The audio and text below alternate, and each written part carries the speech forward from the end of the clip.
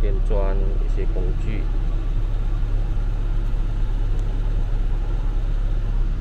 但是因为呢，我现在要去觅朋友，先去吃个饭，然后觅朋友，然后要帮朋友改装他的敞车，所以要把这些工具一起带上了，好吧？我们现在出发，Let's go。今天要改装的车款呢是这个尼桑 Luxio 的这个 hatchback 车款，我会在后面这个地方做一个大型的收纳箱，收纳箱上面会有3层的那个平板，把它伸展出去呢，就可以放在这个椅子上面，就变成一个平坦的大型的床架了。然后主要是要给2个大人睡觉用的。今天所使用的这个木板呢是12mm 厚的 rubber wood， 我在 Mount Austin 买的价格是139块啦。搞到一半停电。在本期视频开始前，请大家动动手指头，点击订阅按钮，订阅我的频道，以及打开小铃铛，接收新视频通知。谢谢你的订阅。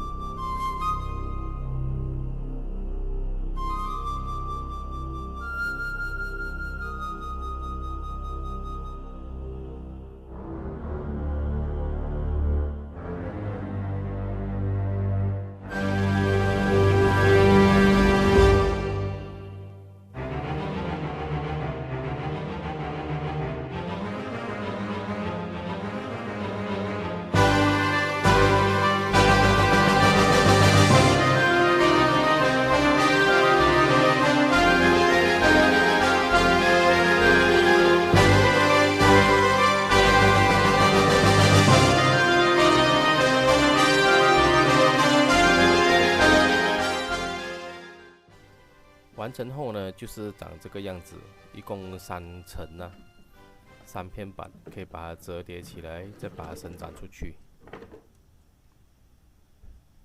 这款车的后座呢，它的椅背啊可以下到很斜，可以躺到很斜下去。然后车主的要求呢，是他要保留这个车后座的倾斜角度啦，所以我们在后面的这个收纳箱呢，就稍微把它收小了一点，来配合这个前面椅座的倾斜角度。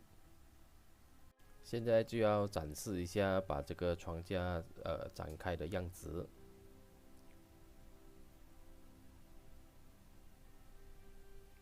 就这样，我们只要把板拉起来，另外一片板伸展去前面，就完成了。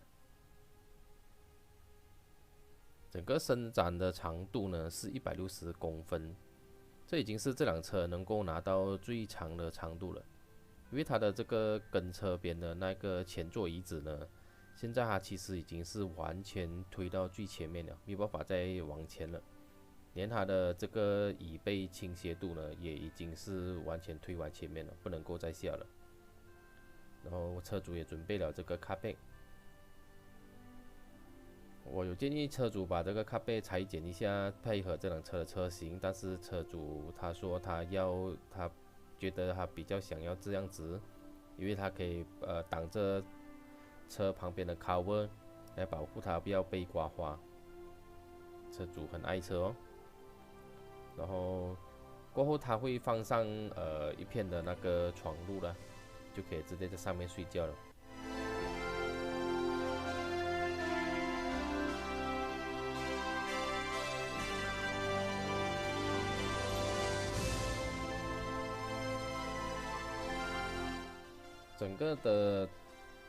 整个的设计呢都是无损的改装，然后这个箱子呢，也直接可以折叠回来，小小一个在后面，也可以随时把它拿走。因为如果整个箱子要把它装死的话，会非常重，它的这个后备胎嘛也在底下，所以这整个床架呢，上面3片板是可以把它完全拿完出来的，留下底下的脚。以方便哪一天如果要拿出这个后备胎的时候呢，一个人也可以执行。